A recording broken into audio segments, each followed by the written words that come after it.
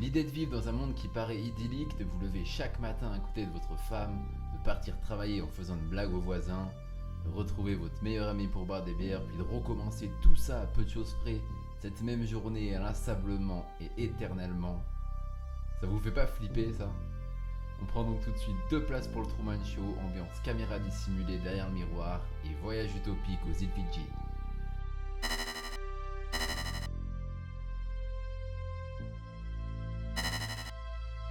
Le 5 juin 1998 aux États-Unis et le 28 octobre en France sort sur les écrans le Truman Show. Un film innovant qui semble dénoncer avant l'heure une société arbitraire à la Big Brother, ayant le contrôle sur nos vies et nous conditionnant dans un rôle défini, prisonnier de ce qu'on appellera la télé-réalité. On est donc en 1998 et seulement quelques petites années avant que les émissions de télé-réalité telles que nous les connaissons inondent le monde médiatique. Vie privée, protection de celle-ci, surveillance, le propos du film résonne étrangement bien maintenant, voire même encore plus qu'il y a 25 ans.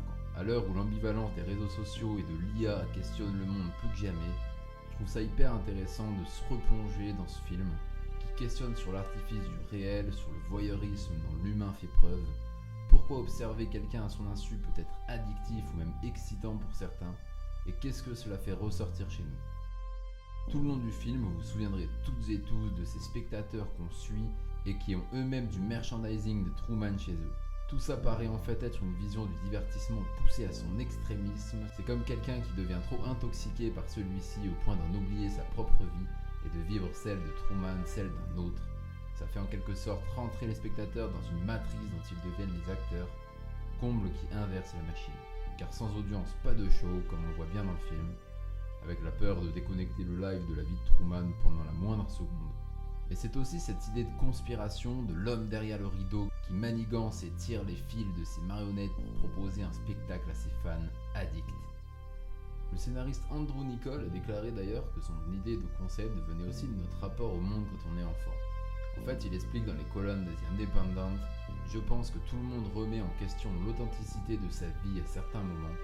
C'est comme quand les enfants demandent si ils ont été adoptés. » D'ailleurs, à l'origine, le scénario du film était beaucoup plus dark et devait se passer à New York. En fait, Peter Weir a réécrit un peu le scénario et fait en sorte que des ressorts comiques apparaissent davantage pour calquer à l'image de Jim Carrey, véritable icône comique de la décennie. Niccol déclare aussi que Truman est la seule vraie star de télé-réalité, car il ne sait pas qu'il est filmé et n'est donc pas biaisé par ce savoir.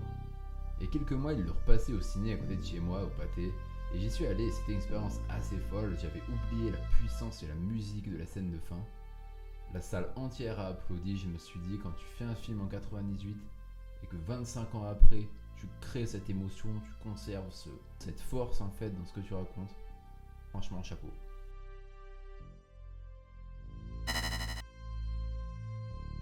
Alors si on veut parler un peu des influences du Truman Show, faut savoir un truc, c'est que déjà Niccol a toujours dit ne pas s'être réellement inspiré d'œuvres, mais c'est intéressant de voir que ce n'était pas la première fois qu'on abordait ce concept.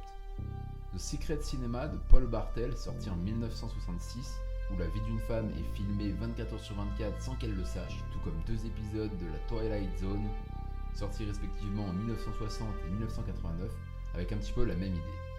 Louis XIX, le roi des ombres, film franco-québécois de Michel Poulette, sorti en 1995, où le héros Louis rêve de passer à la télévision et va se retrouver à gagner un concours et avoir l'occasion d'être filmé au quotidien pendant 3 mois. On a aussi 1984 de George Orwell, sorti en 1949, et son Big Brother qui prive de liberté les pions d'une société totalitaire et dystopique. On pense également à l'allégorie de la caverne de Platon, écho ici de Truman qui croit que la petite ville de Sea Haven est sa réalité, qu'il sait qu'il y a une lumière extérieure et un monde plus loin, et qui va finir par vouloir s'y aventurer. Le film se refermant sur le constat non dévoilé que ce qu'il y a derrière cette porte de studio va maintenant devenir sa nouvelle réalité, remplaçant l'original qui se révèle alors factice et totalement réductrice. C'est une surprise pour personne, le Truman Show est aujourd'hui devenu un objet emblématique dans le paysage culturel et un succès colossal qui continue de bouleverser les gens. Parfois il y a des films qui ne marchent pas forcément des masses à leur sortie et qui cartonnent ensuite avec leur sortie en VHS, en DVD, en Blu-ray ou qui ont acquis ce statut on ne sait pas trop comment, mais là c'est pas le cas. Le film est également un succès dès sa sortie car il rapporte plus de 264 millions dans le monde pour un budget de 60. Il récoltera aussi plusieurs récompenses, dont 2 Golden Globes en 99 pour Jim Carrey et Ed Harris, un autre pour la meilleure musique pour Buckhard Dalwitz et Philip Glass, un BAFTA pour Peter Weir, Andrew Niccol et Dennis Gassner, et le prix Hugo qui récompense depuis 1953 les meilleures œuvres de science-fiction. Bon, si vous avez cliqué sur la vidéo, c'est que comme moi, je pense que vous êtes toujours intéressé pour en savoir plus sur le film. Alors c'est connu, il y a plein d'easter eggs, de détails cachés, de choses qu'on peut voir avant Truman. Le nom des rues, le nom des personnages, son propre nom à lui. Le fait qu'il prenne de la vitamine D au petit-déj parce qu'il ne voit jamais le vrai soleil. Le nom de son bateau aussi à la fin, qui est le nom d'un bateau de Christophe Colomb quand il est parti pour découvrir le nouveau monde. Et un que je trouve super cool, c'est en fait une photo de clown qu'on voit de quand Truman était petit. C'est un vrai clin d'œil au fait qu'il est aujourd'hui encore emprisonné. Outre tous ces indices, ces caméras dissimulées un peu partout dans tout le décor, des blagues, le balayeur qui balaye rien du tout, qui balaye dans le vent, des placements de produits grossiers faits par sa femme et son pote Marlon, c'est là que le film continue d'avoir un impact parce que c'est devenu une référence dans la critique du capitalisme et du divertissement. Jim Carrey signe là un de ses rôles les plus marquants et iconiques avec, je pense, The Mask. Il avait déjà explosé les compteurs depuis ce dernier en 94, avec Dumb and Dumber aussi, ou Ace Ventura pour ne citer que. Et le public le retrouvera dans ses comédies où il excelle comme Bruce Tout-Puissant, Yes Man, et dans 2 autres et trop rares films dramatiques pour lui, car on l'adore bordel là-dedans. Man on the Moon de Milos Forman l'année suivante qui lui vaudra un autre Golden Globe et Eternal Sunshine de Michel Gondry en 2004. Pour la petite anecdote, après le fameux Batman Forever de Joel Schumacher en 95 où il joue The Riddler, il retournera tourner avec Joel 12 ans après dans un thriller le nombre 23. J'ai toujours eu un pote qui était fan de ce film quand on était ado. Il a vraiment des sales notes, mais je crois l'avoir vu et que c'était pas si mal si jamais vous êtes curieux. Laura Linney, qui joue la femme de Truman, a été pas mal propulsée par le succès du film. Ça lui a permis de faire plein de rôles par-ci par-là, et elle a quand même eu 2 Golden Globes et 2 Emmy Awards pour les séries John Adams and the Big Sea. Ed Harris, lui, c'est un peu le gars. J'ai l'impression qu'on l'a toujours vu dans des films depuis 45 piges, et le mec est toujours là, quoi. Bon, il a fait beaucoup trop de rôles marquants, sa filmographie elle est assez incroyable. Mais on peut citer Apollo 13, Abyss de James Cameron, ou Snowpiercer, où d'ailleurs, il joue un petit peu un rôle similaire à celui de Christophe dans le Truman Show. Je vous en dis pas plus pour ceux qui ne l'aient pas vu, mais super film dans son genre. Noah Emmerich, qui joue Marlon, a lui aussi continué de faire pas mal de rôles. Pour celles et ceux qui étaient fans de Walking Dead à la première heure, vous vous souvenez peut-être que c'était l'un des médecins que les survivants rencontrent dans les premiers épisodes de la série.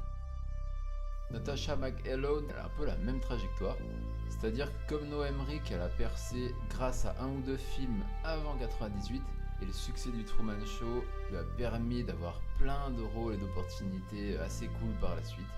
Et les deux continuent maintenant, ils sont dans des séries hyper actuelles, et franchement leur carrière est assez impressionnante. Il y a un autre fait qui est assez marrant, c'est que la ville où ils ont tourné le film, qui se veut être Sea Haven, c'est en fait une vraie ville en Floride qui s'appelle Seaside, qui a accueilli le tournage à l'époque et qui maintenant en fait accueille les fans. C'est un petit peu comme Matrix. En fait, le concept du film est tellement puissant qu'il a forcément inspiré bon nombre d'œuvres, comme même des Black Mirror, des Inception et compagnie. Il y en a 2 qui me viennent quand même en tête, c'est The Game de David Fincher. Et curieusement, le Terminal avec Tom Hanks me fait penser au Truman Show. Je sais pas trop pourquoi, parce que le personnage n'est pas observé à son insu, c'est pas une mutinerie si on peut dire.